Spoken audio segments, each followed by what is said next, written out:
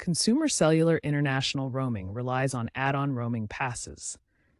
If your international roaming isn't working, the first step is to ensure you have an active pass. These passes, priced at $10 per day, provide voice, text, and up to 2 gigabytes of data in eligible countries. Activate the pass via the Consumer Cellular app or by dialing *611. Without an active pass, your service won't work, even with a compatible SIM. Remember, these passes are location-specific. Check that your destination is covered. They also auto-renew daily if you continue roaming, so monitor your usage to avoid unexpected charges. Make sure you have an active domestic plan and sufficient balance to activate the pass.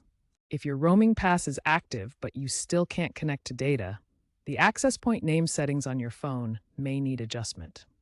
The default APN for Consumer Cellular is CC Data with no username or password.